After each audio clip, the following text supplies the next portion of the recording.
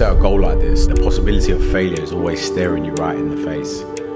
But if it wasn't for the fear of failure, we wouldn't push ourselves. I think a lot of us let the fear of failure hold us back from reaching our potential. But failure's where the growth is.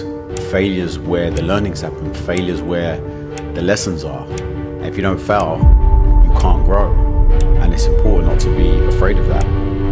Like when we're in the gym, right? When we're in the gym and we're pushing and we're lifting weights, our goal is to go to failure so that we can get bigger and stronger. But when it translates over to life, we're always scared of failing. I'm gonna give this prep everything I've got, and I'm gonna give the race everything I've got. And if I fail, then I fail. But I know I'm leaving nothing in the tank. Nothing.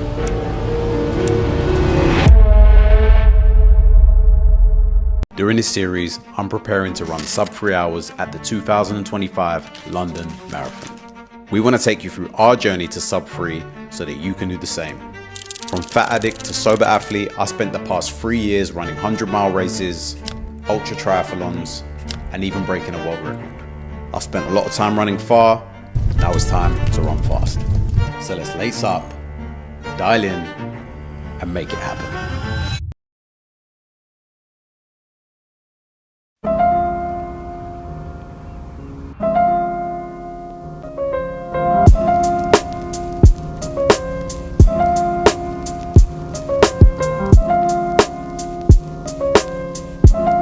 What is happening, people? Welcome to the video.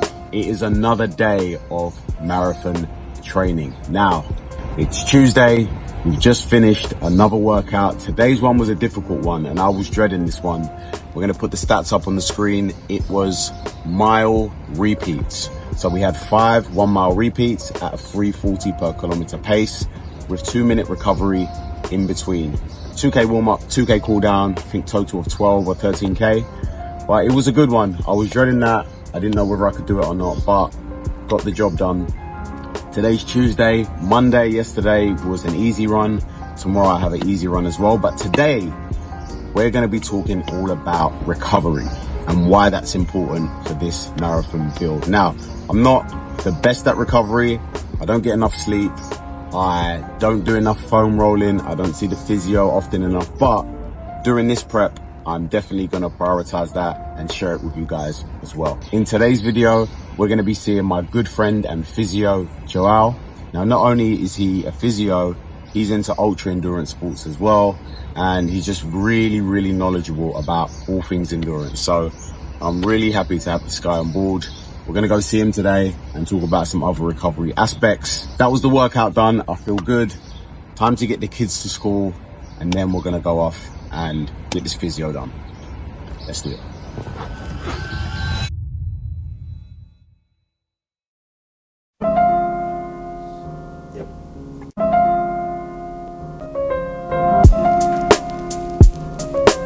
Yo. Hey mate, how are you doing? Nice to see you. Good to see you. Good? Yeah, good, man. Welcome in. I love the skateboard, man. Thank you. Yeah, it's cool setup with the guys. Yeah, there was looks good. I like it. Instead of keeping them at home, I like to keep it here. Well, the story was that he goes every year, he runs the Dubai Marathon, and then when he's finished, he puts the medal in his pocket and then he runs home. And then when I heard that story, I was like, okay, this is the guy I need. This guy understands me. He's gonna know what's up. So yeah, I met him, we clicked, and we said, let's do something. So yeah. And let's do it. Let's help you smash it. Let's do it, man. Yeah. When you talk about injury prediction, the best injury predictor is history of injury. No imbalance. The history, you have imbalance, that's why you're going to have low back pain. So we don't know that. What about measure lifts? They're full of imbalances, they perform really well. Okay? So that's not a predictor of injury. Yeah. Okay, it's not. I've always had Achilles tendonitis, as I told you. So after my long run on Sunday, I kind of felt something like flaring up. It's okay, but After, not during. after, yeah. So I kind of feel that something is gonna happen maybe later on because obviously mileage is gonna increase and intensity is gonna increase. So Just kind of making sure that we're okay. First of all, we have an history of Achilles problem. Yeah. Okay, and now we have I'm on the run fast.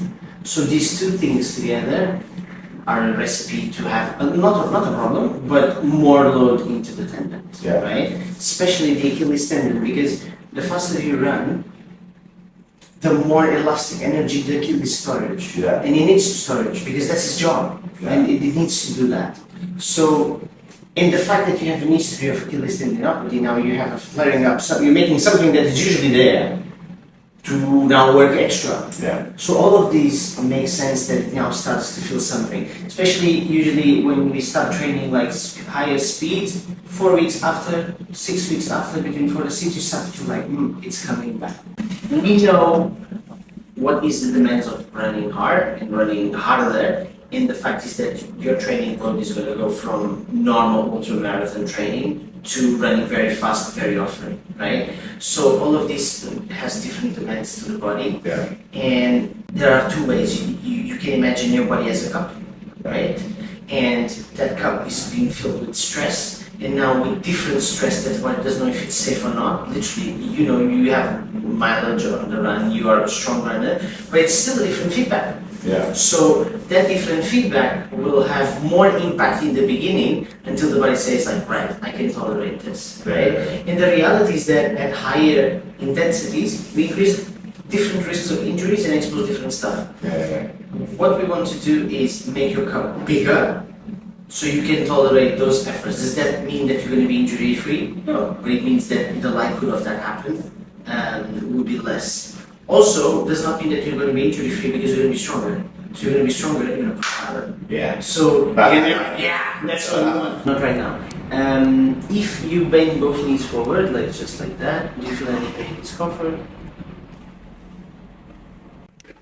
I want you to it's just a normal lunge forward. Yeah. Just lunge forward and release. Try to keep your foot on the ground, rest the foot on the ground. So the first impact and point of contact should be the full foot on the ground when you run. Not the front of the foot, not the back of the foot.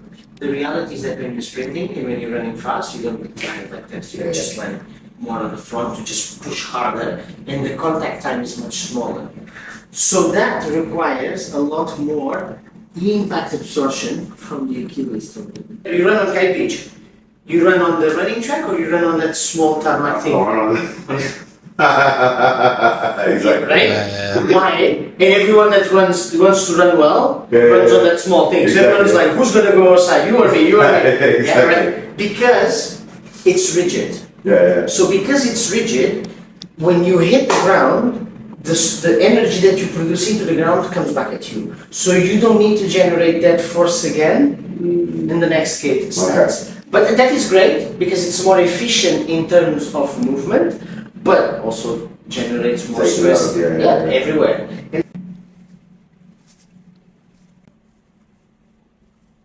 Mate, it was raining loads, it was cold. Was that? Oh, that was the story you posted then. Yes. I thought that's what it was. Yeah.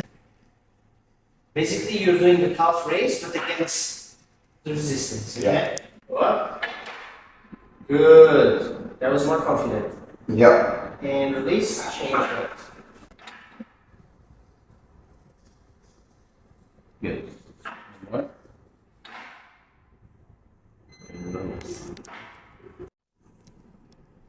Strength program for your shin, because if you had an history of injury, that's also a very high predictor of injury. Yeah. Okay. When I'm running fast, I don't know if it's psychological, but I can feel it like a tiny little bit. It's just like vibrating, yeah. It's not slow, and the tempos will be 3 seconds up, 1 second hold, 3 seconds down. And let me know how it goes. Add it to your gym. Don't go to the gym just to do it. Warm up. Yeah. Add it to your gym, and then you just add them. Yeah. Exercise. Okay. Alright, Sounds good. sounds good. I'll see you next Tuesday. Maybe next. Take care, If you man. need anything in between, just let me know. I will do, man. Easy. Appreciate it, man.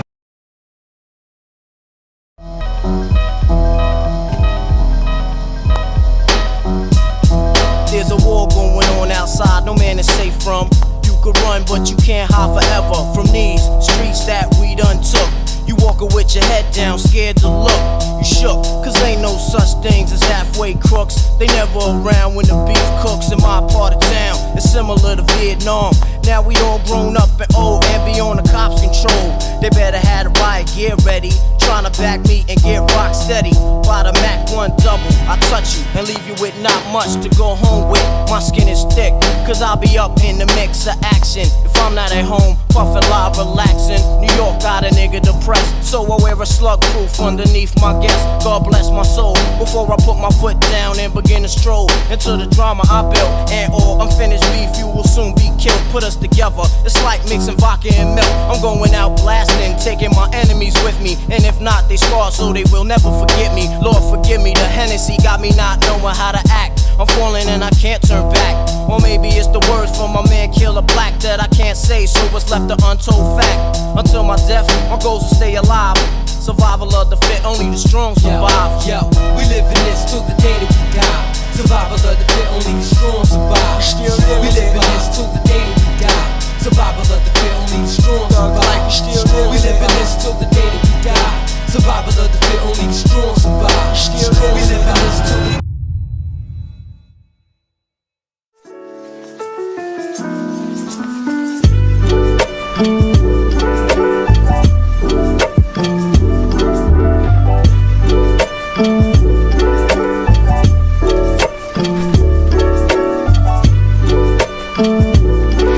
We are, guys, in the infrared sauna.